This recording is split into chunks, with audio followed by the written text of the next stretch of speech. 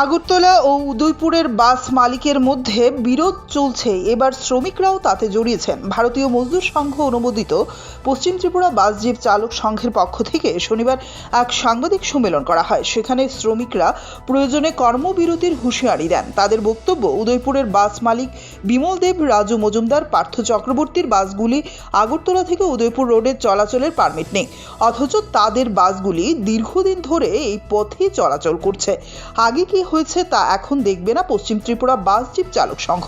নতুন কমিটির সিদ্ধান্ত নিয়েছে, যেই রুটেই যায় পারমিট রয়েছে সেই রুটেই গাড়ি চালাতে হবে। অবিলম্বে যেন বিমল দেব, রাজু মজুমদার, পার্থ চক্রবর্তী নিজেদের ভুল স্বীকার করে নেন, অন্যথায় পশ্চিম ত্রিপুরা বাস জিপ চালক সংঘ আন্দোলনে যাবে বলে হুঁশিয়ারি দেয়। অভিযোগ, উদয়পুরের এই 3 বাস মালিক পশ্চিম ত্রিপুরা বাস জিপ চালক সংঘের বিরুদ্ধে কুরুচিকর মন্তব্য করেছেন।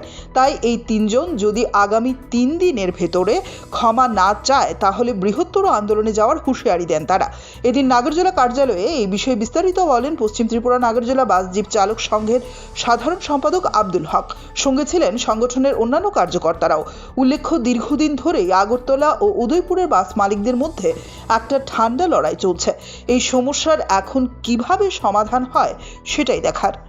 আমার কালকে যে গত 27 তারিখ যে সাংবাদিক সম্মেলন মালিক সংস্থাদের পক্ষ থেকে হয়েছে, একজনের নাম হয়েছে রাজু মজুমদার, আরেকজন হয়েছে বিমল দেব, আরেকজন হয়েছে পার্থ চক্রবর্তী। যে 3 জন অ্যাকচুয়ালি আমরা মালিক মেইন আগরতলার যে হেড অফিস নতুন কমিটি হওয়ার পরে এই 3 জনের মালিকের বাস উদয়পুরতে আগরতলা যে চলাচল করে সেটা বৈধ পারমিট নেই।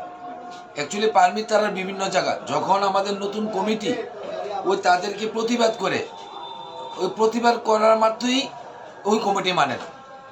কমিটি কিন্তু সম্মেলনের মাধ্যমে হয়েছে, আমরা অতিথি হিসেবে উপস্থিত ছিলাম। তো তাই এই 3 জনকে বলবো তারা ক্ষমা চেয়ে নিতে 3 দিনের ভিতরে।